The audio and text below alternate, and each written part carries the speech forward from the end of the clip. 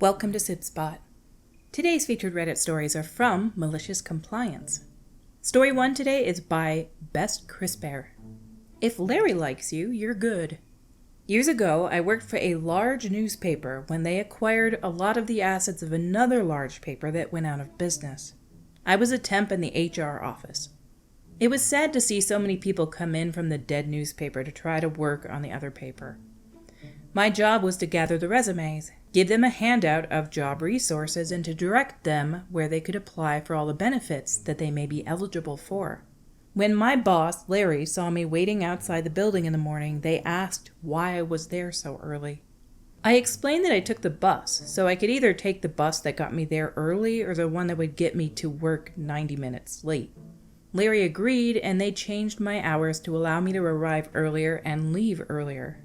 It worked well because I could get a lot done for the office before people arrived. When I left in the afternoon, a second temp was there for all the processing needs from the day. It was seamless. Larry called my agency and extended my contract from 6 weeks to 6 months. They wanted to make me permanent, but there was a process to be followed.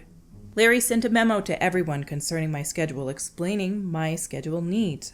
A manager above Larry, a man named Jack, told him that he couldn't show favoritism to me, and I needed to comply with the assigned schedule or be replaced. Jack then told Larry that there was no allowances for scheduling special needs of employees. The next day, my boss, Larry, told me all this and asked if I could get a ride in the morning so that I could be in on time versus early. I tried my best. I was unable to do so. He told me to just keep coming in early, but don't clock in until time. As for the afternoon, he asked if I could stay until normal time and clock out. I agreed, even though it would make me now have to wait a long time in the evening for the bus. My first day on the new schedule, the very boss that refused my schedule modifications, Jack, walked up to my desk. I need these photocopies in triplicate. Before I could answer, Larry did. She's not on the clock for another 20 minutes. She can do it after she clocks in between her regular duties. Jack said, "She's on the clock. She can work." Larry replied ever so sweetly, "No, she's not. You said no schedule modification. She would have been on the clock, but she's not now." Jack asked to see Larry in the office. Larry agreed, and I could hear raised voices. I kept reading my book quietly, but watching the time. Just before I was to sign in, Larry called me in. "Effective today, you're to go back to your schedule that was modified." I nodded, clocked in, and made the copies before people began arriving.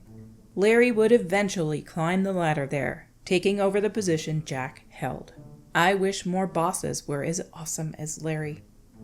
Honestly, showing favoritism and allowing people to shift their schedules around is generally not a great idea, because some people will want to come in like 4 hours later than normal. If you give them a modified schedule, then somebody else will want a modified schedule. Then you're going to run into scheduling conflicts, so I get why they wanted to do away with it. But if it's because they take the bus and they've been coming in extra early on this bus and waiting for their shift to start, why not? It's just an hour.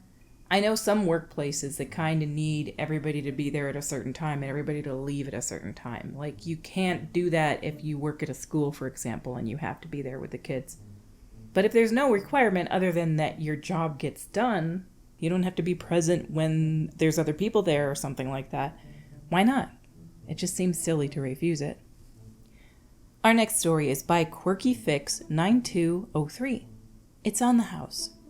When I was 18, my first job was at a new ice cream place that's known for making and mixing their own ice cream in shop.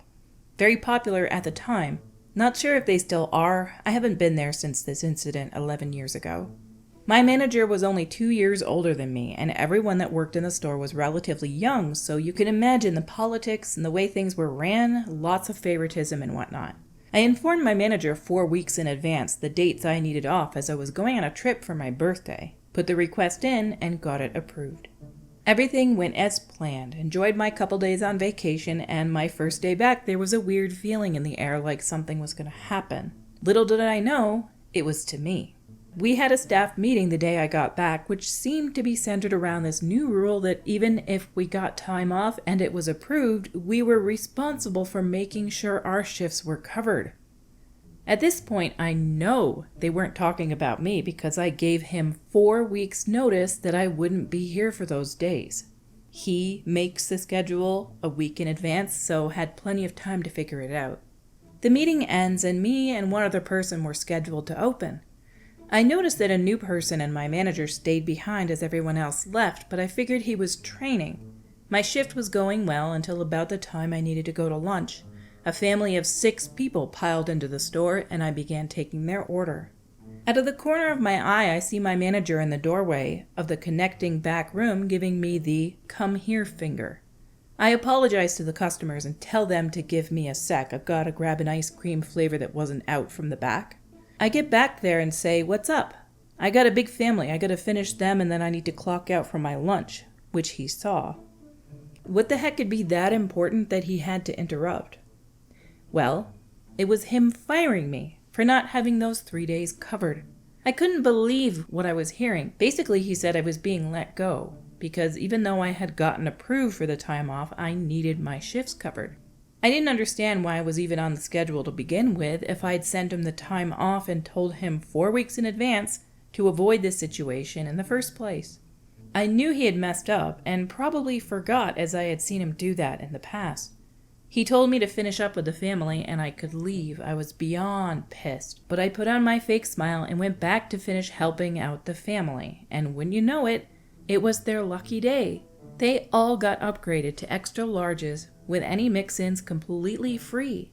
All 6 of them. On the house. Compliments of my manager who just fired me. I clocked out, collected my tips from that overly happy family, and have not been back since. In hindsight, I could have probably made a bigger deal because he is the one that messed up, but the look on his face when I gave away all that free ice cream and told them to thank him for it was priceless. Plus, that job sucked. There are definitely managers in the world that you tell something to them and they forget it. Like, even if it's the best manager in the world, they should have a memo or a note or something. And yes, there's managers out there that will never forget a thing they're told. It does happen. It's rare. But I would definitely, in the future, if you ever have a manager and you need time off and you ask for it weeks in advance, make sure you remind them like 4 times. Don't forget, I'm going to be gone on this date. Don't forget, I'm going to be gone on these dates. But yeah, I'm sure legally you could have done something there because you put in this request and it was approved. And there's probably a paper trail somewhere for that. Some places are more casual in their requests than others, but if there's a paper trail, you could have gotten him in trouble somehow, unless he's just the owner as well. Our next story is by Labaholic55. This is Your Name, Malicious Compliance by Passive Resistance. Midway through the school year when I was in the 2nd grade, we suddenly got a new teacher. She went around the classroom and asked each one of us to stand up and say our names. Now, my name is Frederick because my maternal grandmother was named Frida and she passed away a few days after my birth. But neither of my parents wanted to call me Fred, so my nickname became Rick. So when asked, I stood up and said, "My name is Rick." "We do not use nicknames in my class. Your name is Richard." When I attempted to use my correct name, I was shut down and told there were no exceptions and I was to use the name Richard.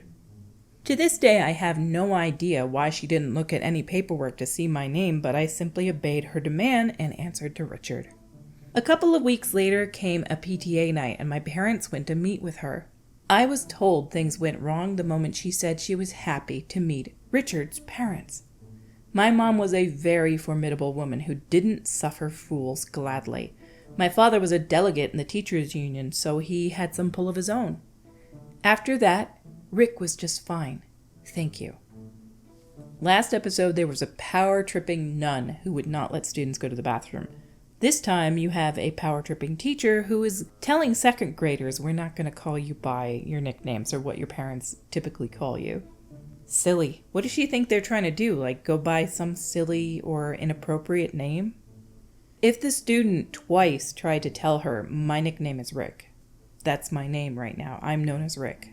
She should have done a follow-up and called the parents and said, "I just want to know, is their name actually Rick?" Because some people actually are named Rick. They're not called Richard. It's not always a shortened version or a nickname for Richard. Not always.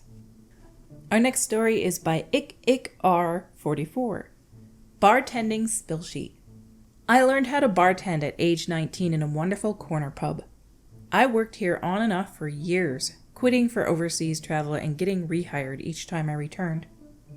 The manager who ran the place and taught me to bartend all those years was a wonderful mentor, and the owner was never there. I saw him in passing maybe twice, racing to the basement to count money and leaving without saying hello.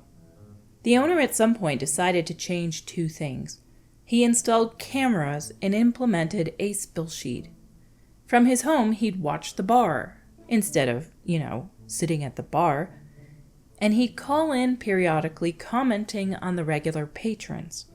I'm a good bartender and responsible, but was so annoyed with his changes that when he reviewed the expectations of the spill sheet, date, product spilled, amount, reason, I decided to comply. Most of the staff ignored this stupid spill sheet, but me? My few clumsy hours of work reached every wasted drop. 1/3 a pint of beer lost due to foam. 1/4 of a shot of whiskey splashed out while pouring. I alone filled pages tracking all my spills. He finally told me I only needed to track drinks given away or full or large amounts spilled. Good job, OP. You single-handedly made him spend more on paper. So much on paper that he decided to do away with the rule afterwards. Our stories for today have come to a close. Until we meet again, have a stellar day.